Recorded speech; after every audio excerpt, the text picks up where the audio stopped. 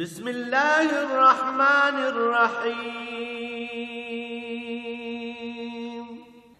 الرحمن علم القرآن.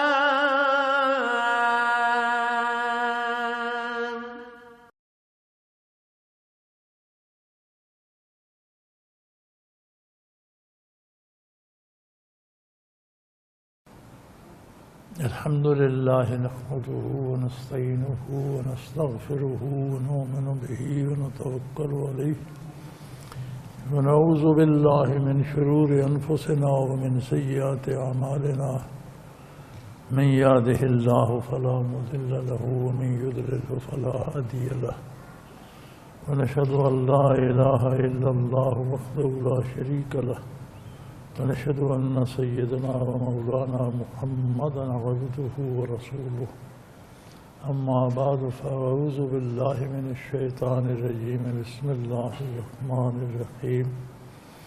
ويقول الذين آمنوا لولا نزلت سورة فإذا أنزلت سورة محكمة وذكر فيها القتال رأيت الذين في قلوبهم مرض ينظرون إليك نظر المغشي عليه من الموت فأولى لهم طاعة وقول معروف فإذا عزم الأمر فلو صدقوا الله لكان خيرا لهم. فهل عسيتم من توليتم أن تفسدوا في الأرض وتقطعوا أرحامكم أولئك الذين لعنهم الله فأصمهم وأعمى أبصارهم. اللهم سبحانك لا علم لنا إلا ما علمتنا إنك أنت العليم الحكيم. رب اشرح لي صدري ويسر لي أمري واحلل عقدة من لساني يفقهوا قولي. رب زدني علما. مولاي صل وسلم دائما أبدا على حبيبك خير الخلق كلهم. ويقول الذين آمنوا لولا نزلت سورة. فرمائے ایمان والوں کو، مومنین کو تو انتظار ہوتا ہے کہ کوئی اور وحی آئے. ہر وحی انعامات باری لاتی ہے، انوارات و تجلیات لاتی ہے، برکات لاتی ہے، عمل کی راہیں کھلتی ہیں. ہر وحی میں کسی نہ کسی عمل کا حکم ہوتا ہے جو قرب الہی کا سبب بنتا ہے. تو ایمان والوں کو تو انتظار رہتا ہے کہ اللہ کریم کو اور بھی نئی صورت نازل فرمائیں تاکہ اس پر عمل کی توفیق نصیب ہو اور اس سے برکات حاصل کی جائیں. تو مومنین کی تو تمنا ہوتی ہے، آرزو ہوتی ہے، دعا ہوتی ہے، امید کرتے ہیں. لیکن جب کوئی فَإِذَا أُنزِلَتْ سُورَةٌ مُحْكَمَةٌ، جب کوئی ایسی صاف صاف معنوں والی مضبوط صورت نازل ہوتی ہے وَذُكِرَ فِيهَا الْقِتَالُ، اور اس میں جہاد کا حکم آ جاتا ہے. قرآن کریم کی ساری آیات تین طرح پر تقسیم ہے.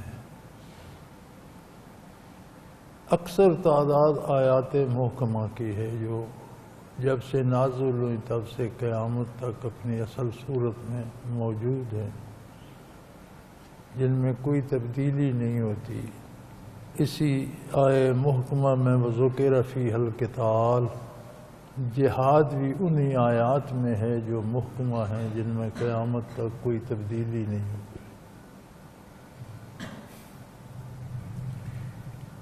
دوسری آیات وہ ہیں جو تعداد میں بہت کم ہیں، جو منسوخ ہوئیں، پھر ان کی جگہ کوئی نئی آیت آ گئی، تو وہ از قسم منسوخ اور ناسخ ہیں. جو نئی آیت آتی ہے اسے ناسخ کہتے ہیں، جو پہلے تھی وہ منسوخ ہو گئی.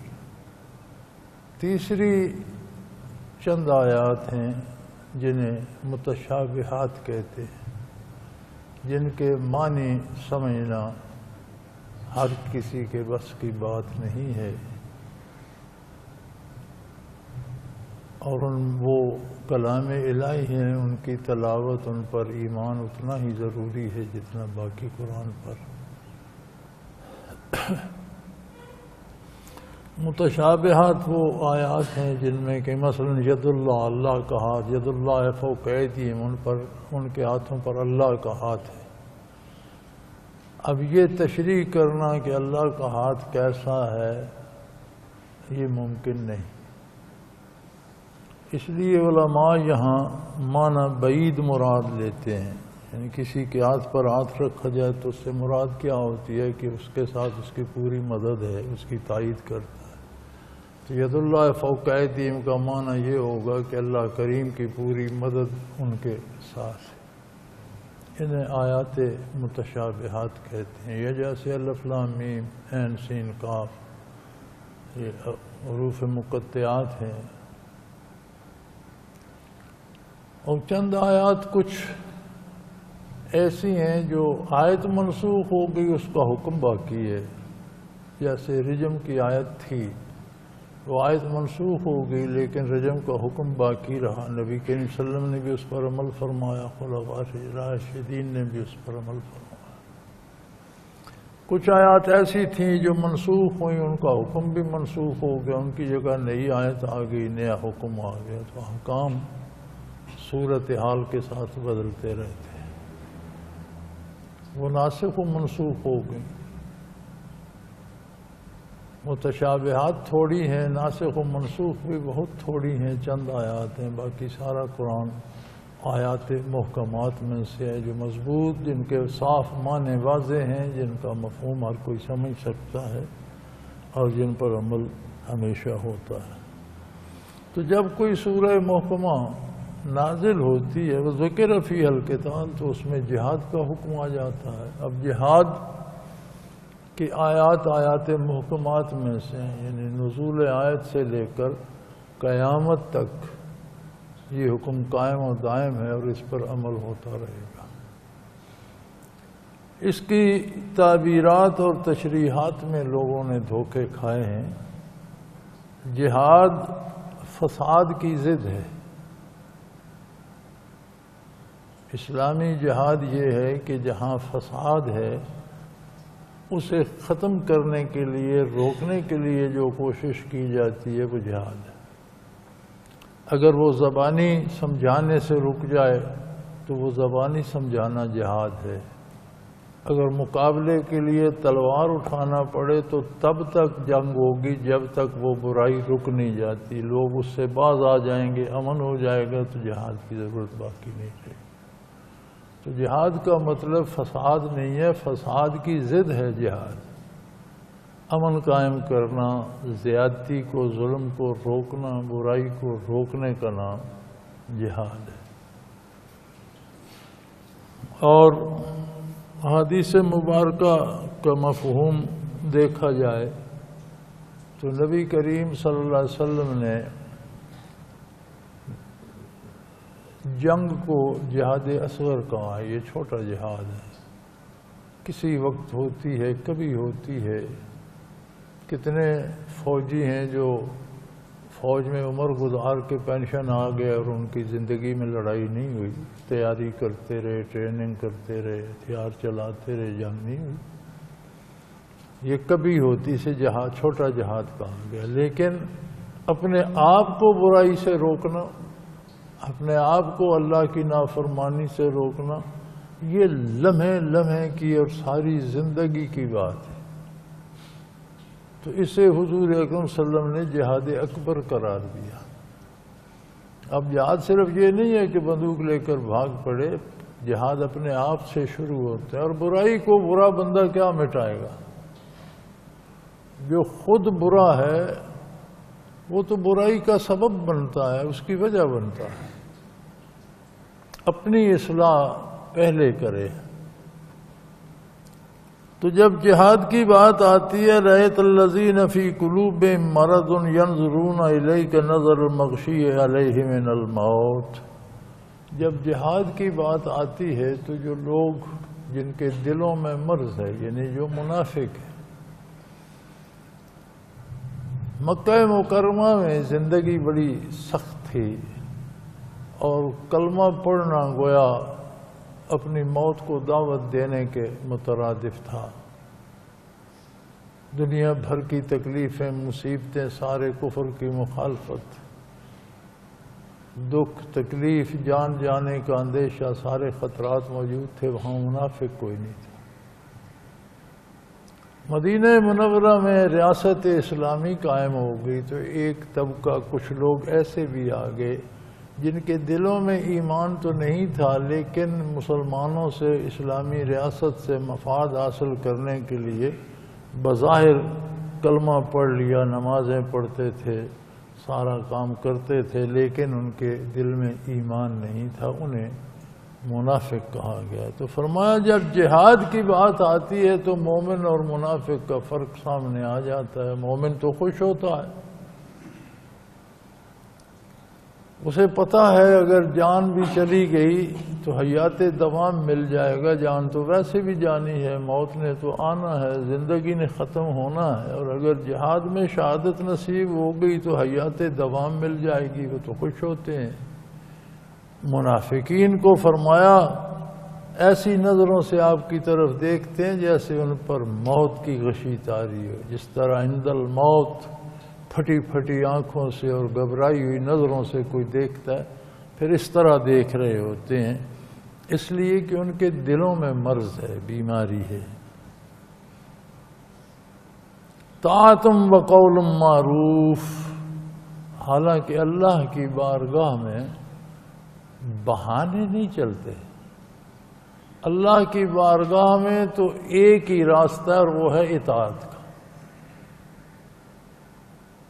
اطاعت الہی غیر مشروط ہوتی ہے، بلا چوں و چراں ہوتی ہے، اس میں کوئی شرط نہیں ہوتی کہ یہ ہو تو نماز پڑھوں گا، یہ نہ ہو تو نہیں پڑھوں گا۔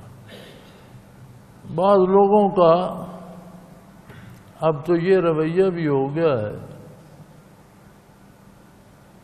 کہ نماز فرض عین ہے اور بلا عذر شرعی کسی پہ معاف نہیں ہے جب تک حواس قائم ہے، ہوش قائم ہے۔ وضو نہیں کر سکتا تیمم کرے، کھڑا نہیں ہو سکتا بیٹھ کر پڑھے، بیٹھ نہیں سکتا لیٹ کر اشارے سے پڑھے، لیکن چھوڑنے کی اجازت نہیں، الا یہ کہ اس کا دماغ جواب دے جائے، پاگل ہو جائے، یا دماغ بے ہوش ہو جائے، یا مختل ہو جائے۔ تو اول تو ہم اہتمام نہیں کرتے، پڑھتے نہیں۔ اگر کوئی پڑھتا ہے چند روز تو پھر اس کا خیال ہوتا ہے کہ میں نمازیں پڑھتا ہوں، اب دنیا میں ایسا ہونا چاہیے جیسا میں چاہتا ہوں۔ وہ جی میں نمازیں تو پڑھتا ہوں، میری دکان نہیں چلتی، نمازیں تو پڑھتا ہوں، تہجد بھی پڑھتا ہوں، میرے بیٹے کو نوکری نہیں ملتی، نمازیں پڑھتا ہوں، تہجد پڑھتا ہوں، گھر والے بیمار ہو گئے۔ ارے بھائی نمازیں پڑھتے ہو، تہجد پڑھتے ہو، یہ تو تم پر اللہ کا احسان ہے۔ صحت، بیماری، روزگار، رزق، جوانی، بڑھاپا، زندگی، موت، یہ تو اللہ کے فیصلے ہیں۔ تمہاری نماز پڑھنے سے تم اللہ کی قائم مقام ہو جاؤ گے، اس کی کائنات چلانے لگ جاؤ گے۔ نماز پڑھ کر بندے بنو گے یا خدا بن جاؤ گے۔ عبادات مزید بندگی پیدا کرتی ہیں، اطاعت پیدا کرتی ہیں۔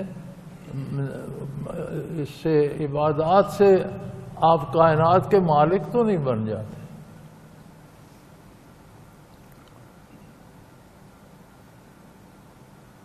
ایک بندے کی میل تھی کہ کوئی ایسا وظیفہ بتائیں قرآن کریم سے جس سے ساری خواہشات پوری ہو جائے۔ اب اندازہ کریں، قرآن کریم بڑی دفعہ اس بات پہ بحث کرتا ہے کہ یہ لوگ اللہ کی اطاعت نہیں کرتے، خواہشات کی پیروی کرتے، اور اسے قرآن خواہشات کی عبادت دیتا ہے۔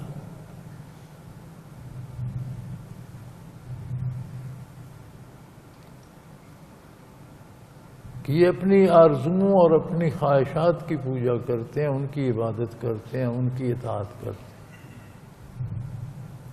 یعنی قرآن خواہشات سے روک کر اطاعت الہی پہ لانا چاہتے ہیں، اور یہ قرآن کا وظیفہ پڑھ کے خواہشات پوری کرنی چاہتے۔ کمال ہے، ابھی عجب مسلمانی ہے، عجیب سوچ ہے، عجب انداز ہے۔ اور یہ نقلی پیروں نے اور جعلی علماء نے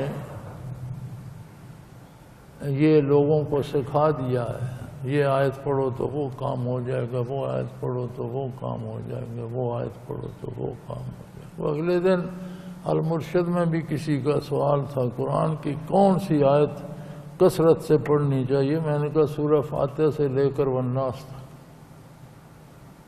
سارا ہی قرآن کثرت سے پڑھو، سارا اللہ کا کلام ہے، اور یہ آیات رہنمائی کرتی ہیں، اللہ کی پہچان بتاتی ہیں کہ اللہ کے ساتھ تمہارا ایمان کیسا ہونا چاہیے، اللہ کی اطاعت کن باتوں میں ہے، نافرمانی کن باتوں میں۔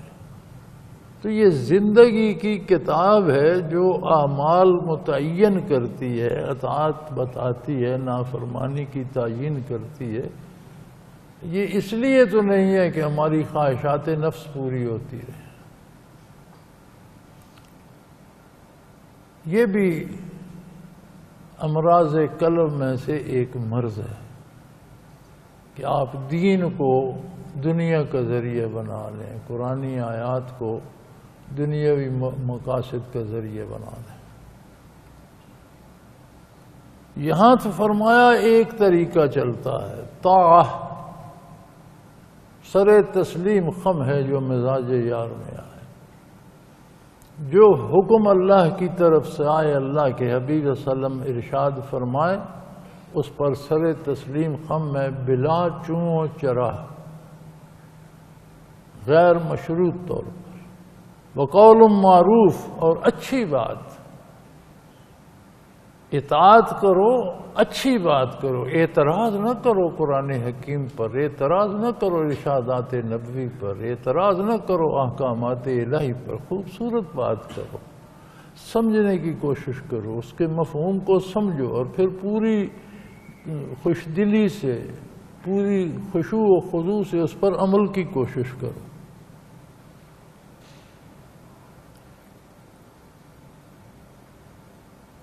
فرمایا یہ جب دل میں مرض ہوتا ہے تو جب حکام آتے ہیں، خصوصاً جب مشکل جہاد کی بات آ گئی، جان دینے کی بات آ گئی، وقت نکالنے کی بات آ گئی، اخراجات کرنے کی بات آ گئی، تو ان پر وہ خاموشی طاری ہو جاتی ہے اور وہ ہیبت طاری ہو جاتی ہے جیسے موت کے وقت بندے پر ہوتی ہے، ان کی نظر مرنے والے کی طرح ہو جاتی ہے۔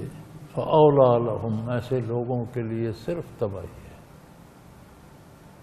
اطاعت الہی سے جو گھبراتے ہیں، جی چراتے ہیں، وہ اپنے آپ کو تباہی کے گڑھے میں دھکیل رہے ہیں۔ یہاں جو بات چلتی ہے وہ طاعت و قول معروف، یہاں اطاعت اور خوبصورت بات۔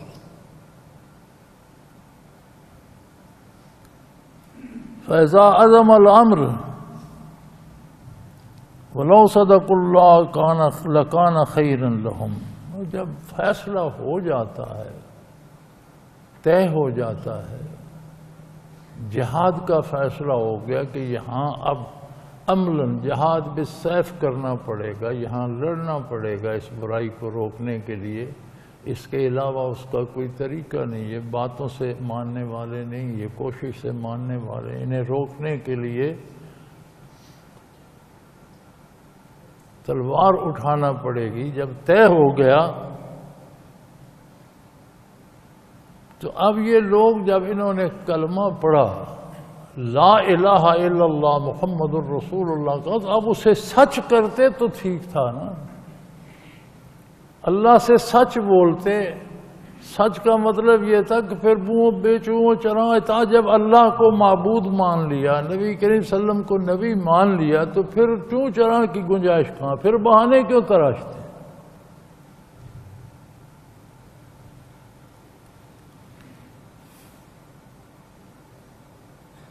بڑی عجیب بات ہے، اور عجیب عجیب ہماری کیفیات ہیں اور خیال ہیں۔ پرسوں ایک میل تھی مجھے کہ میں نماز تو پڑھتا ہوں لذت نہیں آتی. میں نے کہا نماز کوئی بریانی یا پلاؤ نہیں ہے کہ کھا کر لذت آئے. نماز لذت کے لیے نہیں پڑھی جاتی، نماز اطاعت الہی کے لیے پڑھی جاتی. نماز اس لیے پڑھی جاتی ہے کہ فرض عین ہے اور اللہ کا حکم ہے اور بجا لانا ہے، ہر حال میں بجا لانا ہے. تو اس عید کی کوئی سوچیں بھی عجیب ہو گئی ہیں. میں تو سمجھتا ہوں کہ آج کے ہمارے خیالات ان منافقین سے بھی گئے گزرے ہیں. جب بات طے ہو گئی تو پھر اللہ سے سچ بولتے. صدق اللہ، جو وعدہ اللہ سے کیا تھا کہ تو ہی معبود برحق ہے، تو پھر اس کی اطاعت کرتے بے چوں چراں.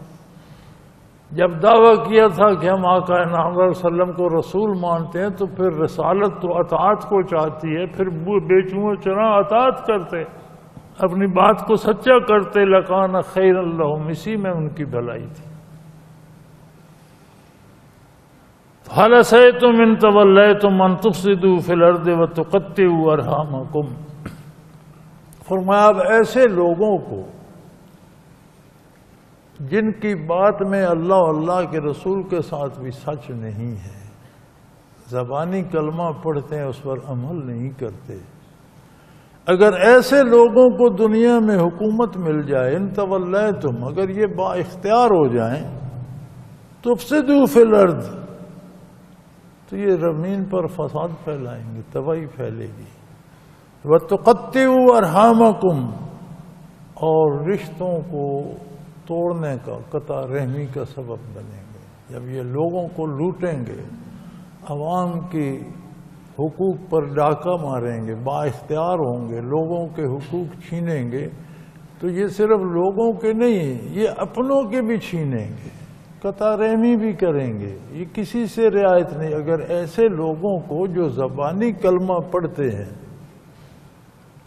عملاً اس کا اظہار جو ہے سچ ثابت نہیں کرتے، ان کا کردار یہ ثابت نہیں کرتا کہ جن کا کلمے پر ایمان ہے، اگر ایسے لوگ با اختیار ہو جائیں تو روئے زمین پر فساد پھیلے گا اور قطع رحمی کا سبب. یہ اپنوں کو بھی لوٹیں گے، بیگانے تو ساری مخلوق اس کا اثر نیچے آئے گا. پھر لوگ ایک دوسرے کو لوٹیں گے، بہن کا مال بھائی کھا جائیں گے، بھائیوں کا بھائی کھا جائیں گے، ایک دوسرے کو لوٹیں گے، ایک دوسرے کی قطع رحمی کریں گے.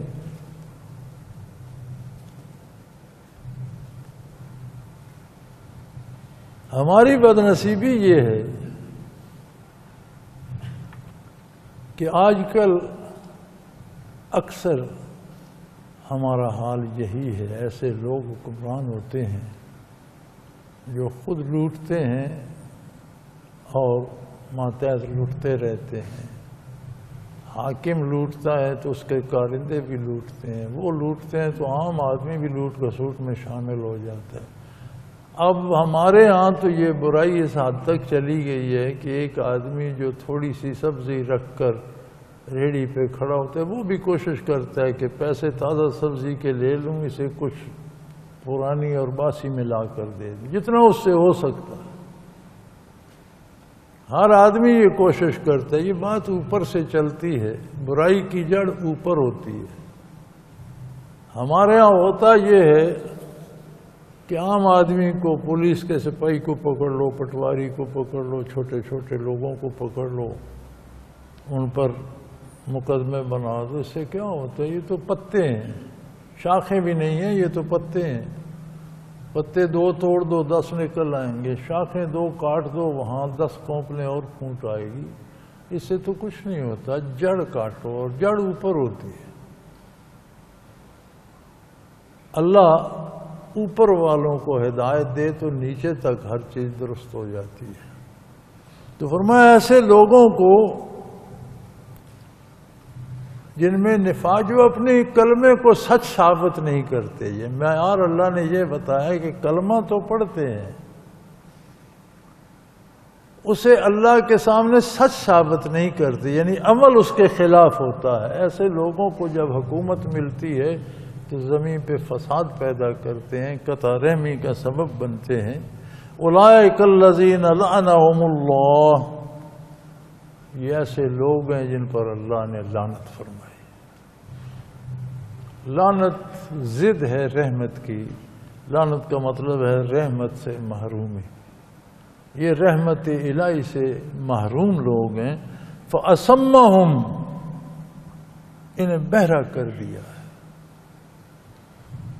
کتنے بیان ہوتے ہیں، کتنا قرآن بیان ہوتا ہے، کتنی تفسیر بیان ہوتی ہے، کتنی حدیث بیان ہوتی ہے، کتنی اس کی شرح بیان ہوتی ہے، کتنی اذانیں ہوتی ہیں، کتنی دعوت اللہ ہوتی ہے، کتنی کتابیں چھپتی ہیں، کتنے رسالے چھپتے ہیں، کتنے اخباروں میں آتا ہے، کتنی باتیں ٹیلی ویژن پہ آتی ہیں، اتنی بے شمار اتنا کام دین کا بھی ہوتا ہے کہ معاشرے میں ایک گونج ہوتی ہے، تبدیلی کوئی نہیں آتی، کردار نہیں بدلتے، اصلاح نہیں ہوتی۔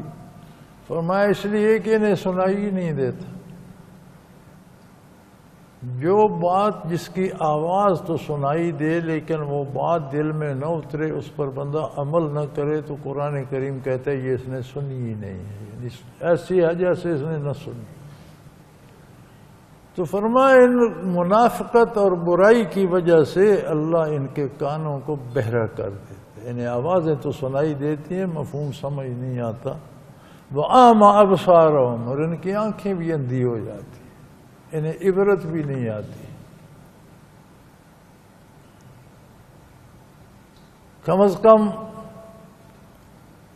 دنیا میں نگاہ ڈالتے، اپنے ارد گرد دیکھتے، اپنے سے پہلے جو لوگ اقتدار میں تھے ان کا کردار، اس کے نتائج دیکھتے تو عبرت حاصل کرتے۔ انہیں نہ نظر آتا ہے نہ سنائی دیتا ہے۔ افلا یدبرون القرآن، کیا انہوں نے کبھی قرآن میں غور کیا ہے؟ کبھی آیات اور ان کے مفاہیم بیٹھ کر سوچے ہیں، کبھی سمجھنے کی کوشش کی ہے؟ ام علی قلوب اقفالھا، یا ان کے دلوں پر اللہ نے تالے لگا دیے، انہوں نے کبھی قرآن کھول کے نہیں دیکھا۔ کھولتے ہیں تو دنیاوی کاموں کے لیے قرآن سے وظیفے تلاش کرتے ہیں، انہیں دین نظر نہیں آتا۔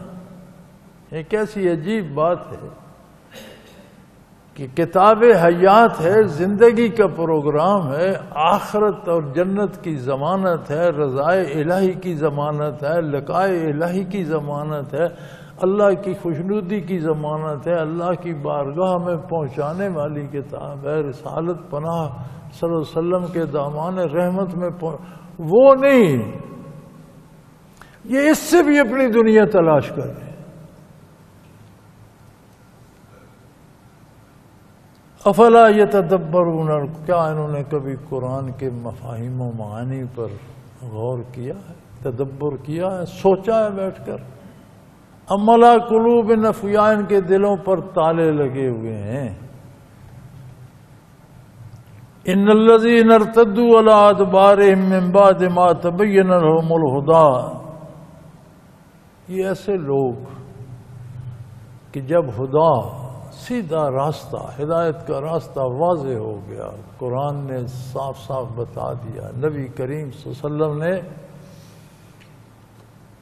زبانی بھی ارشاد فرما کر پوری تفسیر بیان کر دی، اور حیات طیبہ ساری قرآن پر عمل فرما کر عملی تعبیر بھی پیش کر دی۔ ام المومنین حضرت عائشہ صدیقہ رضی اللہ تعالی عنہا سے کسی نے عرض کیا تھا کہ آپ مجھے حضور صلی اللہ علیہ وآلہ وسلم کے اخلاق کریمانہ کے متعلق کچھ بتائیے،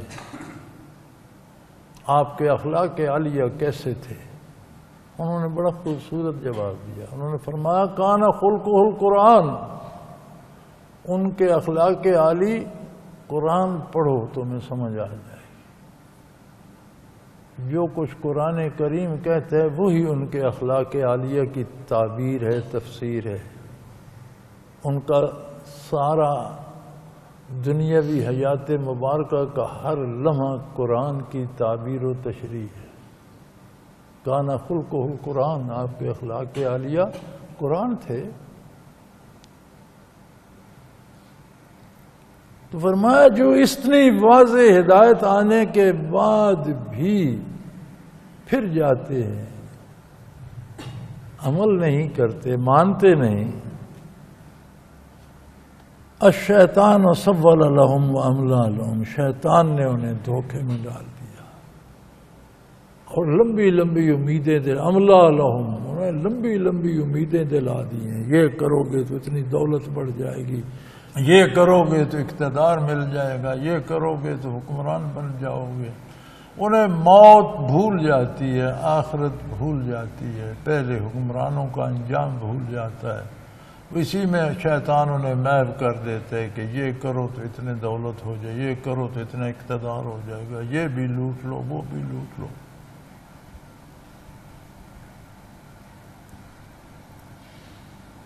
ذالک بأنہم قالوا للذین کرہوا ما نزل اللہ سنؤتیکم فی بعض الامر.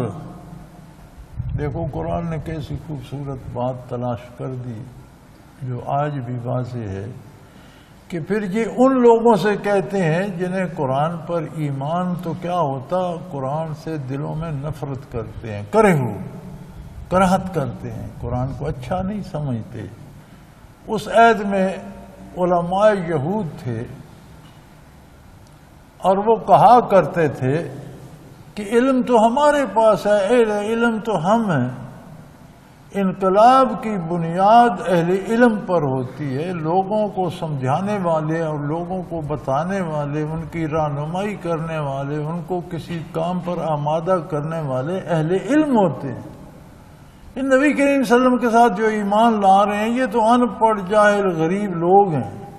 تو یہ کیسے انقلاب لا سکتے ہیں، اسلام کیسے پھیل سکتا ہے جب ہم ان کے ساتھ تعاون نہیں کرتے. تو فرمایا یہ جو منافقین ہیں یہ ان لوگوں کے پاس بھی جاتے ہیں جو اسلام سے نفرت کرتے ہیں اور انہیں کہتے ہیں سنطیعکم فی بعض، کچھ باتیں تو ہم تمہاری مانیں گے، ساری اس لیے نہیں مان سکتے کہ پھر ہماری منافقت ظاہر نہ ہو جائے. ہمیں مسلمانوں کو بھی یہ ظاہر کرنا ہے کہ ہم مسلمان ہیں. بظاہر تو ہم ان کے ساتھ نماز روزہ کریں گے لیکن اندر اندر کچھ تمہاری بھی مانیں گے.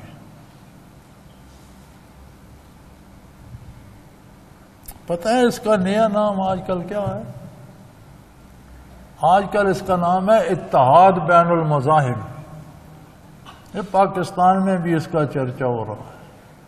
بھئی سچ اور جھوٹ، حق اور باطل میں اتحاد کیسا ہوتا ہے؟ رات اور دن کا اتحاد کون سا ہے؟ آگ اور پانی کا اتحاد کیسا ہے؟ ایمان اور کفر میں کون سا اتحاد ہے؟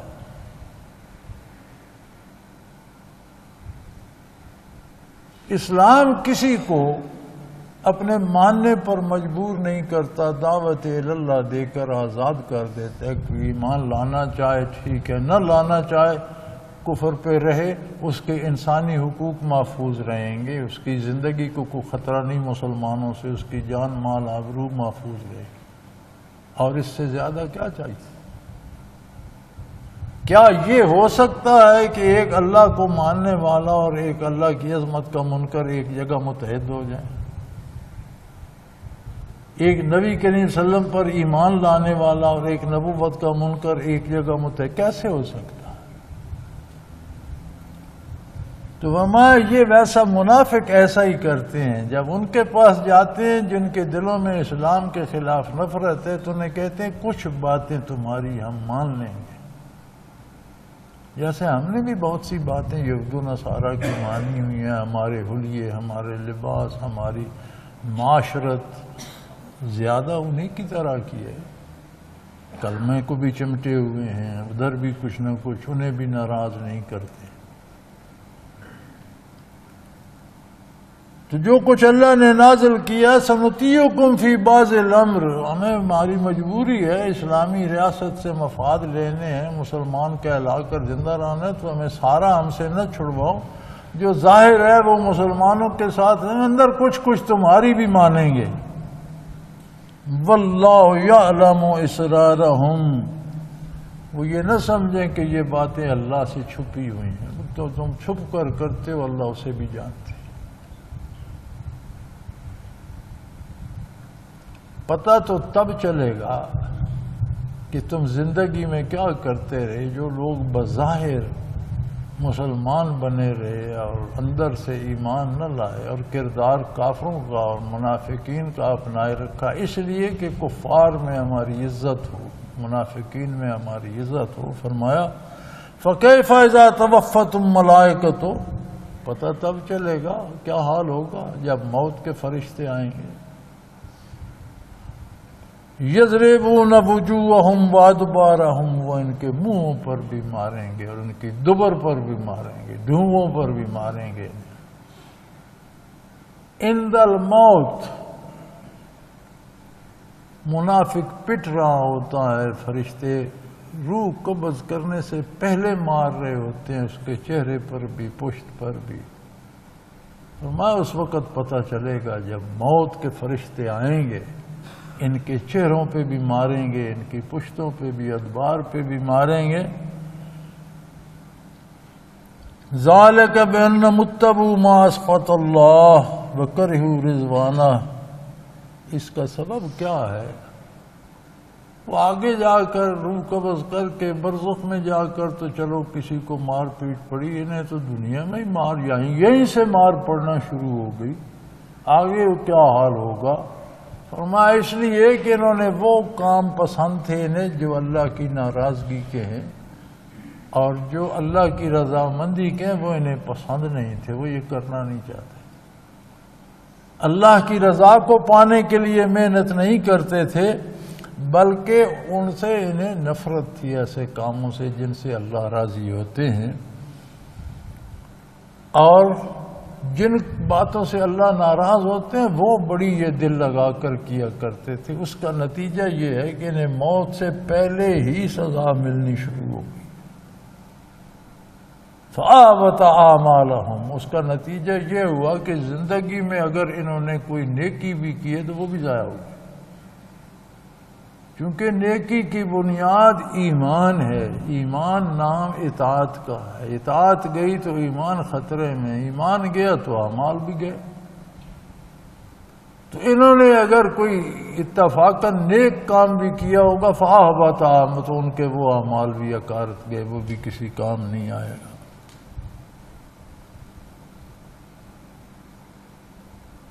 ام حسب الذین فی قلوبہم مرض ان لن یخرج اللہ اضغانہم، جن کے دلوں میں منافقت کا مرض ہے، یہ کیا سمجھتے ہیں کہ ان کی برائیاں اور ان کا بغض اور ان کی عداوتیں اللہ ظاہر نہیں کرے گا؟ نہیں چھپ سکتی، جتنا بھی چھپ کر کرتے ہیں وہ ظاہر ہو جائیں گے. اللہ کا نظام ایسا ہے کہ یہ چیزیں تشت ازبام ہو جائیں گی، یہ سامنے آ جائیں گی. اللہ ان کی عداوتوں کو، یہ اللہ نے اسے یخرج اللہ ادغانہم، یعنی اللہ نے اسے اسلام سے دشمنی قرار دیا ہے. بظاہر تو مسلمان اور نیک بنے رہنا اور اندر سے دین کے خلاف برائی پہ خوش ہونا اور سمجھنا کہ کافروں میں میری عزت ہو، کافروں جیسا نظر آؤں، کافروں جیسی باتیں کروں، کافروں کو بھی خوش رکھوں. فرمایا تو اسلام سے عداوت ہے، دشمنی ہے.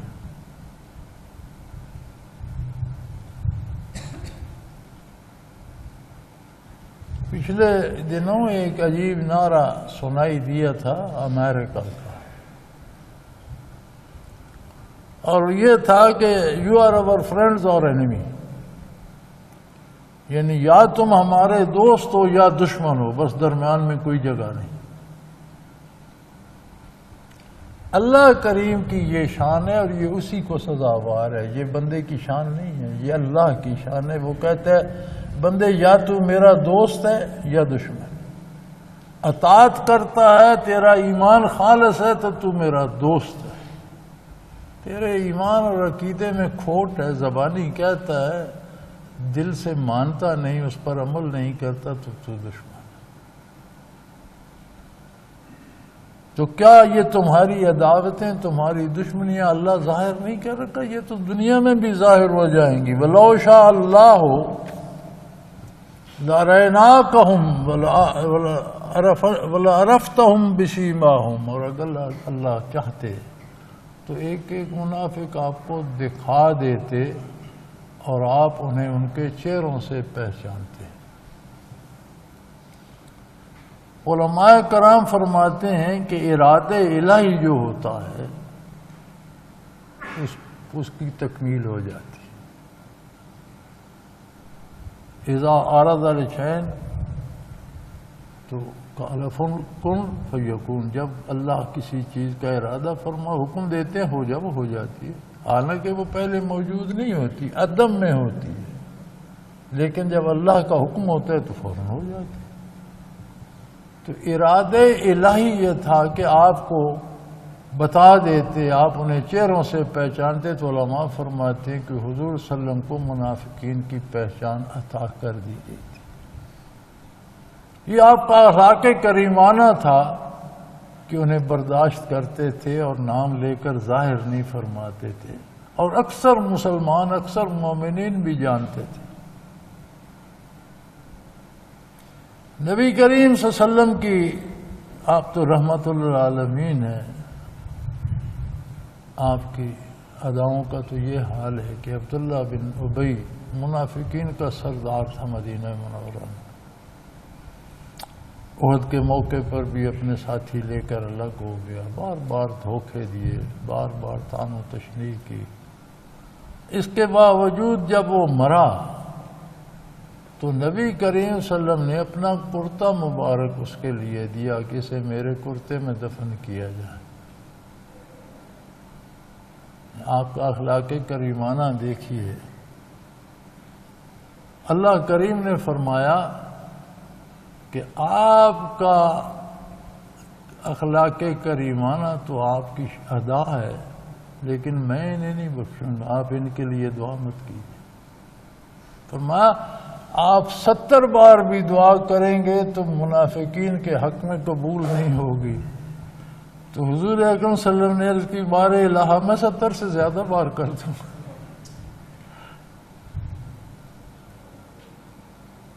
پھر ارشاد ہوا کہ آپ ان کے لیے دعا کریں گے نہیں، نہ آپ ان کے جنازے میں جائیں گے، نہ ان کا جنازہ پڑھیں گے، نہ آپ ان کی قبر پر کندم رنجہ فرمائیں گے، نہ ان کے لیے دعا فرمائیں گے۔ قرآن نے منع کر دیا۔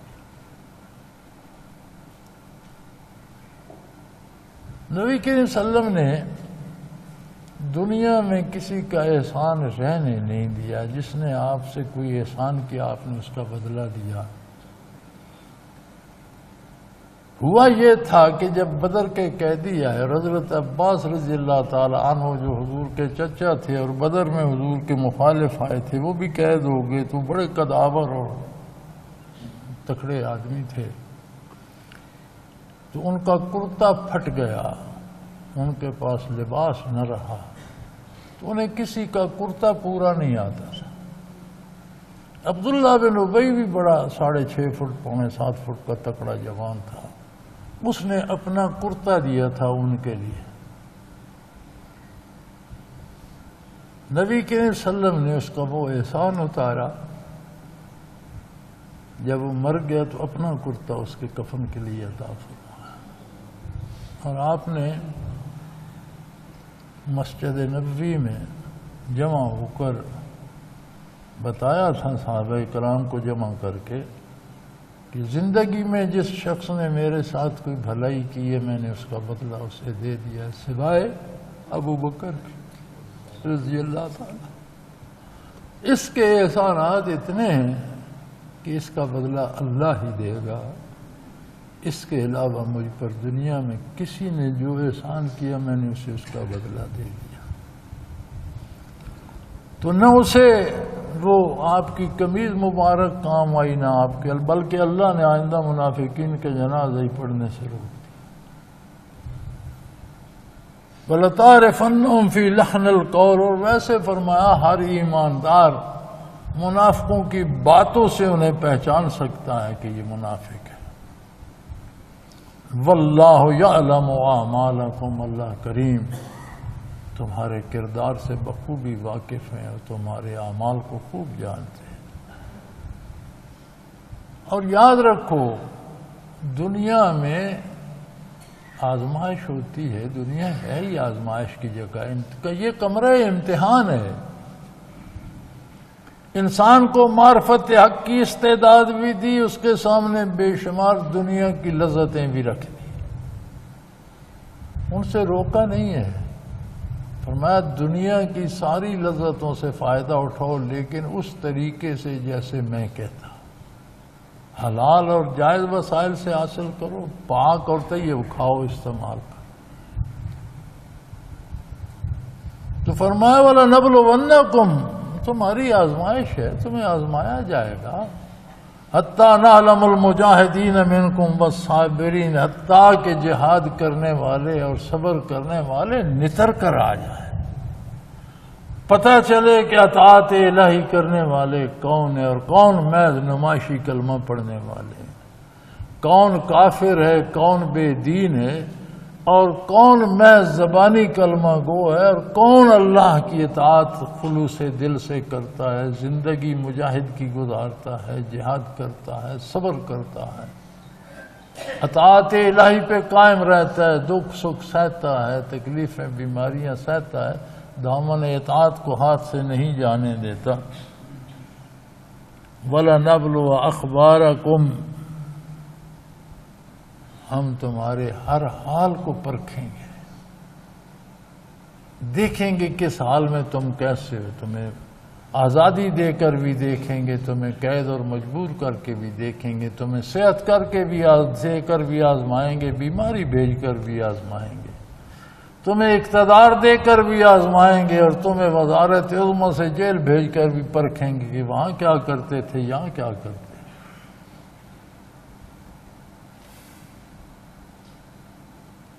ان الذين كفروا وصدوا عن سبيل الله وشاقوا الرسول من بعد ما تبين لهم الهدى لن يضروا الله شيئا، جو لوگ اللہ کی راہ سے روکتے ہیں، خود کفر کرتے ہیں، اور ہر کافر اللہ کی راہ میں رکاوٹ بن جاتا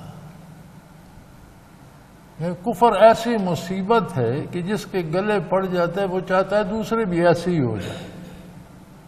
اطاعت الہی پہ لوگوں پہ تان کرتے ہیں، عبادت اور نیکی پہ طنز کرتے ہیں، روکتے ہیں، بڑی عجیب و غریب باتیں نکلتی ہیں۔ اب ایک نیا رواج آ گیا ہے، وہ جی قربانی کے جانور آپ ذبح کر دیتے ہیں اور وہ کیا فائدہ، پیسے ضائع ہو جاتے ہیں، تو وہ پیسے غریبوں میں بانٹ دیے جائیں تو کتنے غریبوں کا کام ہو جائے۔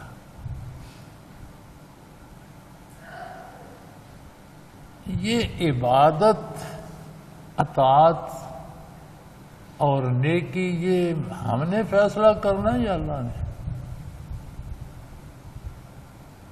جس رب نے قربانی کو حکم دیا ہے اس نے یہی کہا ہے کہ یہ غریبوں میں بانٹو۔ پھر آپ قربانی کی جگہ ہی پیسے بانٹنا چاہتے ہیں۔ آپ کی خواتین، میں کم از کم کہوں تو 50-50 ہزار دے کر میک اپ روز کراتی ہیں، جو شام تک چلتا ہے، صبح اٹھتی ہیں تو پھر بھوت کی بھوت، پھر جا کر کرواتی ہیں۔ تو یہ 50 ہزار کیوں ضائع کرتے ہیں روز، یہ غریبوں میں کیوں نہیں بانٹتے؟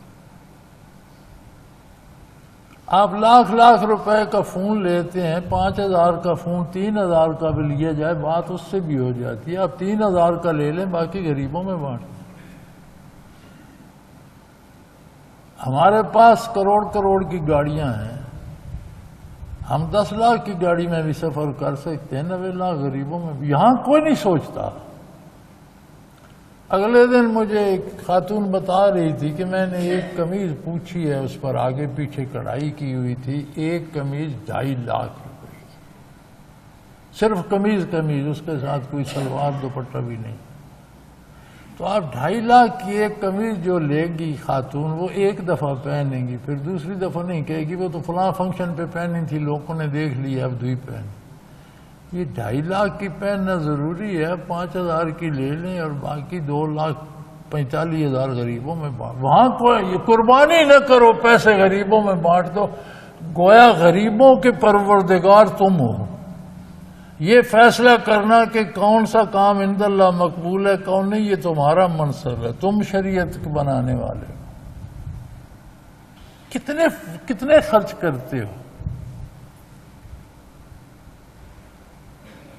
بڑے ہوٹلوں میں 8-10 ہزار روپے لگ جاتے ہیں، کوئی 2 بندے چائے پینے جائیں تو کھانا کھانے جائیں تو 30-40 ہزار دے کے آتے ہیں۔ تو یہ گانا گھر پہ کھا لو، یہ 10-50-30 ہزار غریب کو دے دو نہ، وہاں کوئی نہیں، قربانی نہ کرو، یہ پیسے غریب کو دے دو، کیونکہ یہ عبادت ہے، یہ چھوڑ دو۔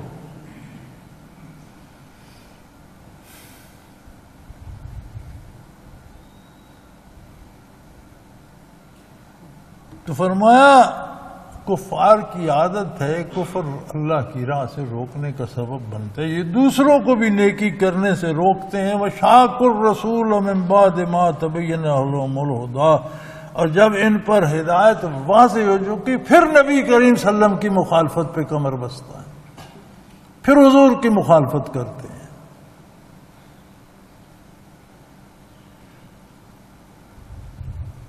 فَسَيُحْبِطُ أَعْمَالَهُمْ، فرمایا انہیں جو سزا ہوگی اس کا تم اندازہ نہیں کر سکتے کہ اگر ان سے کوئی بھولے چوکے نیکی بھی اچھا کام بھی ہوگا تو آخرت میں وہ ضائع کر دیا جائے گا، اس کی کوئی فائدہ آخرت میں نہیں ہوگا۔ یا ایھا الذین آمنوا، اے وہ لوگوں جو ایمان لائے ہو، سلامتی کا راستہ یہ اطیعوا اللہ و اطیعوا الرسول، اللہ کی اطاعت کرو، بلا چوں چران کرو، تعویلیں اور تعویلیں نہ گھڑو، جو حکم ہے وہ مانو، اس میں پخے نہ لگاؤ، اپنی عقل نہ دڑاؤ، جو اللہ کا حکم ہے وہ مانو۔ کیسے پتہ چلے گا اللہ کا حکم ہے؟ فرمایا وَأَطِیعُوا الرَّسُولَ، میرے رسول صلی اللہ علیہ وسلم کی بات مانو، وہ میرا حکم ہے۔ ساری اطاعت الہی کا پتہ کہاں سے چلے گا؟ اللہ کے رسول صلی اللہ علیہ وسلم کے ارشادات سے، آپ کے اعمال حسنہ سے، آپ کی حیات طیبہ سے۔ اللہ کے رسول کی اطاعت کرو، بلا چوں چراں کرو، بغیر کسی تعبیر و تعویل کے کرو، کوئی بہانے نہ کرو، سیدھی سیدھی دل سے بھی، ذہن سے بھی، عمل سے بھی، کردار سے بھی پوری کوشش کرو اللہ کے رسول کی اطاعت کی۔ وَلَا تُبْطِلُوا أَعْمَالَكُمْ، اگر ایسا نہیں کرو گے تو تمہاری نیکیاں بھی تمہارے منہ پر مار دی جائیں گی۔ یہ جو تم کہتے ہو نا قربانی کی جگہ غریبوں کو، بظاہر تو نیکی ہے، فرمائی میں تمہارے منہ پر ماروں گا۔ اس ملک میں اربوں روپے، اربوں کے حساب سے لوگ زکوٰۃ دیتے ہیں، اور کس کا حق ہے؟ غریبوں کا۔ اربوں کے حساب سے لوگ سال میں صدقات دیتے ہیں، کس کو دیتے ہیں؟ غریبوں کو۔ یہ الگ بات ہے کہ راستے میں لوٹنے والے بیٹھے ہیں وہ لوٹ لیں، تو وہ الگ بات ہے، حق تو غریبوں کا ہے نا۔ تو پھر قربانی کے پیسے ہی دینے یار، اپنے میک اپ سے، اپنے لباس سے، اپنے جوتوں سے، اپنی جرابوں سے، اپنے پرفیوم سے، اپنے موبائل سے، اپنی گاڑیوں سے پیسے نکال کے غریبوں کو کیوں نہیں دیتے ہو؟ اطاعت الہی میں تعویلیں نہ گھڑو، بے چوں چراں کرو، جو حکم ہے اس کی تعمیل خلوص دل سے کرو، ورنہ جن کاموں کو تم نیکی بھی سمجھتے ہو میں تمہارے منہ پر دے ماروں گا۔ اپنے اعمال ضائع نہ کرو۔ وَلَا تُبْطِلُوا أَعْمَالَكُمْ إِنَّ الَّذِينَ كَفَرُوا وَصَدُّوا عَنْ سَبِيلِ اللَّهِ ثُمَّ مَاتُوا وَهُمْ كُفَّارٌ فَلَن يَغْفِرَ اللَّهُ لَهُمْ، جو کفر اپناتے ہیں اور پھر اللہ کی راہ سے روکتے روکتے عمریں بیت جاتی ہیں اور اسی میں مر جاتے ہیں، کفر پر مر جاتے ہیں، فیصلے قیامت کو سنائے جائیں گے۔ شہداء کا فیصلہ اللہ نے دنیا میں سنا دیا کہ یہ مرتے نہیں ہیں، زندہ رہتے ہیں اور میں ان پر ہمیشہ راضی رہوں۔ کفار کا فیصلہ یہاں سنا دیا، جو شرک اور کفر پر مرے گا اسے کبھی بخشا نہیں جائے گا۔ فَلَن يَغْفِرَ اللَّهُ لَهُمْ، اللہ انہیں کبھی معاف نہیں کرے گا، ان کی بخشش کی کوئی توقع نہیں۔ فَلَا تَهِنُوا، مسلمان ہو ڈھیلے نہ پڑو، گھبراؤ نہیں، کمزور نہ پڑو، وَتَدْعُو إِلَى السَّلْمِ، ڈھیلے پڑھ کر کفار کے ساتھ صلح نہ کرو، کمزور پڑھ کر انہیں صلح کی طرف مت بلاؤ کہ ہم سے مقابلہ نہیں ہو سکتا اس لیے مہربانی کریں ہمارے ساتھ صلح کر لیں۔ یہ اسلام نہیں ہے۔ مت کمزور پڑھو، کیا ہوگا؟ تمہیں مار دیں گے تو شہید ہو جاؤ گے، شہادت تمہاری منزل ہے، مار دیں۔ کفار کے سامنے کم ہمتی کا اظہار نہ کرو، اور کم ہمت اور کمزور ہو کر ان کی منتیں نہ کرو کہ ہمارے حال پر رحم فرماؤ۔ مسلمانوں سے کہا جا رہا ہے جو قومیں، جو لوگ، جو حکمران کفار سے مانگ کر کھانا اور ان کا صدقہ اور خیرات کھانا اور ان کے جھوٹے کپڑے اور جوتے پہننا اپنا کردار بنا لیتے ہیں، یہ ان کی بات نہیں ہے، یہ ان کی بات ہے جو زندگی اللہ اور اللہ کی رسول کی اطاعت میں گزارتے ہیں۔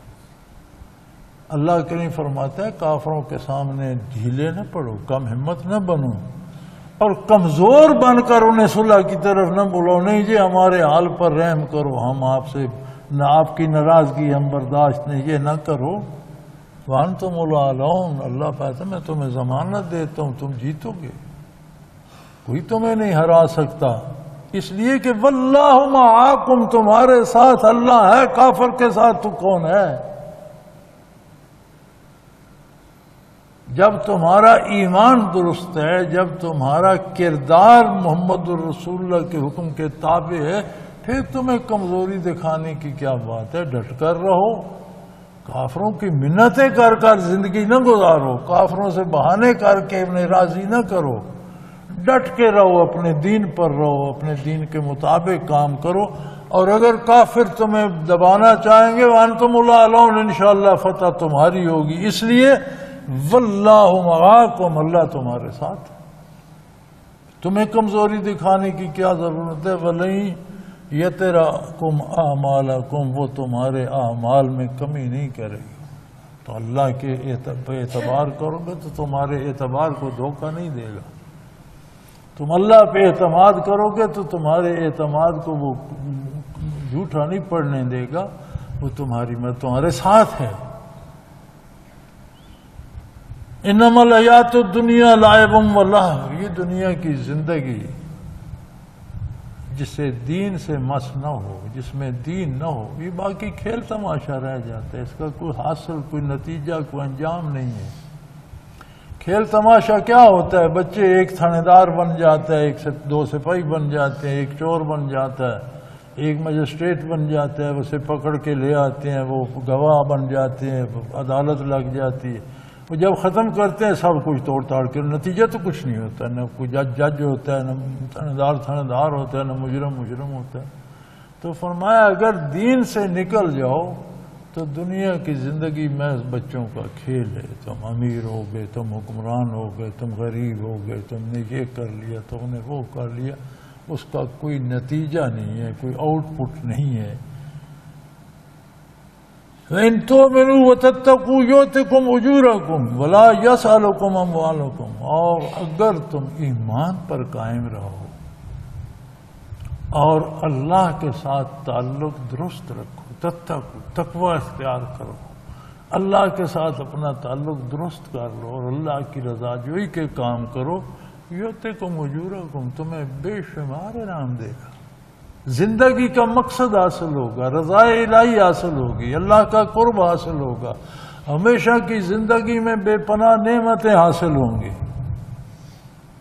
وَلَا يَسْأَلْكُمْ أَمْوَالَكُمْ، اور اللہ اس کی تم سے کوئی قیمت نہیں مانگ رہا کہ غریب نہیں کر سکتا، امیر ہی خرید سکتا ہے، اتنے کروڑ دے دو تو جنت مل جائے گی، اتنے، ایسی بات نہیں۔ اللہ تمہارے مال نہیں تم سے مانگ رہا، کوئی تم سے اجرت نہیں لے رہا، یہ سارے انعامات محض اطاعت پر عطا کر رہا ہے۔ إِن يَسْأَلْكُمُوهَا فَيُوفِكُمْ تَبْخُلُوا وَيُخْرِجْ أَضْغَانَكُمْ، اگر اللہ جنت کی اور آخرت کی بھی قیمت رکھ دیتے تو انسان تو ایسا دنیا پرست ہے کہ یہ اس میں بھی گھبرا جاتا اور بخل کرتا اور نہ کہتا میں پیسے کیوں دوں، اللہ نے کوئی قیمت نہیں رکھی کہ یہ دولت مجھے دے دو، یہ زمین میرے نام کرا دو، یہ میرے لیے یہ کچھ بھی نہیں. اطاعت کرو انعام پاؤ، زندگی گزارو، دولت کماؤ، اولاد پالو، اچھا کھاؤ، اچھا پہنو، گاڑیاں رکھو، گھر بناؤ، حلال اور جائز وسائل سے دوسرے کے حق نہ چھینو. اتنی سی بات ہے. فرمایا اس کی کوئی قیمت نہیں رکھی، آخرت کی، جنت کی، رضا الہی کی. اگر ہم مال قیمت رکھ دیتے لوگ اس میں بھی بخل کرتے اور ان کی ناگواری ظاہر ہو جاتی کہ یار انہیں پیسے دے کر تو پسند نہیں ہے. ہاں انتم ہؤلاء تدعون لتنفقوا فی سبیل اللہ. ہاں اللہ نے تمہیں اللہ کی راہ میں خرچ کرنے کی دعوت دی ہے. انفاق کیا ہوتا ہے؟ انفاق فی سبیل اللہ، اللہ کی راہ میں خرچ کرو. یہ لوگوں کو پیسے دینا یہ انفاق ہے نہیں. حلال کمانا عبادت ہے، اسے جائز امور پر خرچ کرنا خیرات اور انفاق ہے. نبی کریم صلی اللہ علیہ وسلم نے فرمایا کہ بندہ بیوی بچوں کو جو روزی کھلاتا ہے، کپڑے پہناتا ہے، ان کے اخراجات پورے کرتا ہے، وہ سارا صدقہ شمار ہو. عرض کی کہ یا رسول اللہ یہ تو اس کی ذمہ داری ہے، اس کے ذمہ فرض ہے. تو فرمایا فرائض پورا کرنا ہی عبادت ہوتی ہے نا. اس کے ذمہ ہے تو اپنی ذمہ داری پوری کرتا ہے تو اس پہ سے ثواب ملتا ہے. یعنی بچے پالتا ہے تو اسے عبادت کا ثواب ملتا ہے. والدین کی خدمت کرتا ہے، ثواب اللہ کریم دیتے ہیں. تو انفاق فی سبیل اللہ یہ ہے کہ اللہ نے جو نعمتیں دی ہیں، رزق دیا ہے تو اسے حلال ذرائع پہ خرچ کرو. علم دیا ہے تو اسے دوسروں تک پہنچاؤ. طاقت دی ہے تو دوسروں کی مدد کرو. اقتدار دیا ہے تو انصاف کرو، عدل کرو، لوگوں کی مدد کرو، اسے اللہ کی راہ میں خرچ کرو. وَمِنْكُمْ مَنْ يَبْخَلْ، تم میں ایسے لوگ بھی ہیں جو بخل کرتے ہیں، اللہ کے حکم کے مطابق خرچ نہیں کرتے. ویسے تو عیاشی کرنے میں تو کروڑوں خرچ کر دیتے ہیں، لیکن اللہ کے حکم کے مطابق نہیں، اس میں بخل کرتے ہیں. وَمَن يَبْخَلْ فَإِنَّمَا يَبْخَلُ عَلَىٰ نَفْسِهِ، اور جو بخل کرتا ہے اللہ کے حکم کے مطابق خرچ نہیں کرتا، وہ اس کا بوجھ سارا اپنے آپ پر ڈال رہا ہے، کسی کا کچھ نہیں بگاڑ رہا. اسے خود اس کا جواب دینا ہوگا، اسے خود اس کی جواب دہی ہوگی. واللہ غنی وانتم الفقراء، یہ یاد رکھو غنی صرف اللہ ہے، تم سب فقیر ہو، تم سب محتاج ہو. ایک ایک سیل کے محتاج، ایک ایک ذرے کے محتاج، غذا کے محتاج، ہوا کے محتاج، پانی کے محتاج، زندگی کے محتاج، نگاہ کے محتاج، سوچ کے محتاج. تم سوائے فقر کے، سوائے احتیاج کے، سوائے محتاجی کے تمہارے دامن میں ہے کیا؟ غنی وہ ہے، وہ ذات پاک ہے جو کسی کا محتاج ہے، کسی سے اسے کچھ لینا نہیں. تم تو محتاج ہو، لمحہ لمحہ کے محتاج. تم کس بات پہ اکڑتے؟ انتم الفقراء، تم سب فقیر ہو، تم سب گداگر ہو، تم سب ہمہ وقت محتاج ہو.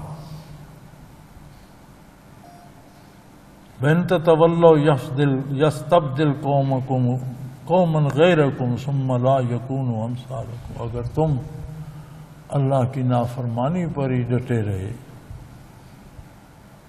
ان تتولوا، اگر تم روگردانی کرو گے، احکام الہی کی پرواہ، تو وہ قادر ہے تمہیں تباہ کر دے گا، کسی اور کو ایمان کی توفیق عطا کر دے گا. وہ تمہاری طرح پھر نہیں کریں گے، وہ نیک ہو جائیں گے، وہ اللہ کے دین کی خدمت کریں گے. یہ سعادت ہے، دین پر قائم رہنا انعامات الہی میں سے ہے، سعادت الہی ہے. تم دین چھوڑو گے وہ تمہیں تباہ کر دے گا، تمہاری جگہ کسی اور کو ایمان عطا کر دے گا. تاریخ کے دامن میں بڑے اسباق موجود ہیں. مسلمان ریاستیں تھیں یہ ساری، سمرقند و بخارا، کہاں تک، سب عیاشی میں مصروف ہو گئے، بے دین ہو گئے، برائیوں پہ بدعتیں آ گئیں، دین چھوٹ گیا. اللہ نے ان پر تاتاری مسلط کر دی اور ایسے مسلط کیے کہ ساری ریاستوں کو انہوں نے تباہ و برباد کر، جنگل جلا دیے، شہر جلا دیے، سر کاٹ کاٹ کر مینار بنائے، طے و بالا تاراج کر دیا۔ اسلام نہیں مٹا، بدکار مٹ گئے، اللہ نے تاتاریوں کو کلمہ پڑھنے کی توفیق دے دی اور وہ مسلمان ہو گئے۔ وہ قوم جو مسلمانوں کو مٹانے کے لیے نکلی تھی، وہ علامہ نے اسی لیے کہا تھا نا کہ پاسباں مل گئے کعبے کو صنم خانے سے۔ یہ تو بت خانے کے لوگ تھے، یہ بھی کعبے کے پاسباں بنا دیے اللہ نے۔ تو فرمایا اگر تم نافرمانی کرو گے تمہاری جگہ کسی اور کو نور ایمان عطا کر دے گا اور تمہیں تباہ و برباد ہو جاؤ گے۔ پھر وہ لوگ دین پر جم جائیں گے، دین کے مطابق عمل کریں گے، پھر اس سے انحراف نہیں کریں گے۔ وآخر دعوانا ان الحمدللہ رب العالمین۔ اللہ اللہ اللہ اللہ اللہ اللہ اللہ اللہ۔ حضرت امیر محمد اکرم آوان مد ذلہ العالی دارالعرفان منارہ ضلع چکوال میں سالہ سال سے قرآن و حدیث کے اوپر خطابات کر رہے ہیں اور سلسلہ نقشبندیہ اویسیہ کے مطابق لوگوں کو ذکر الہی کی تربیت دے رہے ہیں۔ وہ قرآن پاک کی تفسیر ترتیب وار بیان کر رہے ہیں۔ تفسیر قرآن کو وہ موجودہ ملکی اور بین الاقوامی حالات کے مطابق بیان کرتے ہیں۔ موٹر وے سے کلر کہار کے انٹرچینج سے نکلتے ہوئے، کلر کہار کی جھیل سے ہوتے ہوئے، میانی، بوچھال اور نورپور سے گزرتے ہوئے دارالعرفان منارہ پہنچ سکتے ہیں۔ حضرت امیر محمد اکرم آوان نے بچیوں اور بچوں کی دینی اور دنیاوی تعلیم کے لیے سقارہ اکیڈمی کے نام سے ایک درسگاہ بھی قائم کی ہے، جس کا افتتاح ملک پاکستان کے صدر جنرل محمد ضیاء الحق نے اپنے دست مبارک سے کیا تھا۔ وہ تمام احباب جو اسلام کی طلب رکھتے ہیں ان سے گزارش ہے کہ دارالعرفان منارہ ضلع چکوال میں امیر محمد اکرم آوان صاحب کے خطابات سے مستفید ہوں۔ وہ ہر جمعے کو نماز سے پہلے بیان فرماتے ہیں۔ ہر ماہ کی پہلی اتوار کو ماہانہ اجتماع ہوتا ہے جس میں آپ خصوصی خطاب فرماتے ہیں اور پاکستان کے چاروں صوبوں سے احباب اس اجتماع میں شرکت کرتے ہیں۔ اس کے علاوہ یہاں سال میں 2 مرکزی اجتماعات بھی ہوتے ہیں، ایک رمضان المبارک میں اعتکاف کا اجتماع اور دوسرا جولائی اور اگست میں 40 دن کا اجتماع ہوتا ہے جس میں روحانی تربیت کی جاتی ہے۔ اپنا خون سیماب دے کر اتنا ہم کر جائیں گے، نام آقا کا چمن میں پھر رقم کر جائیں گے۔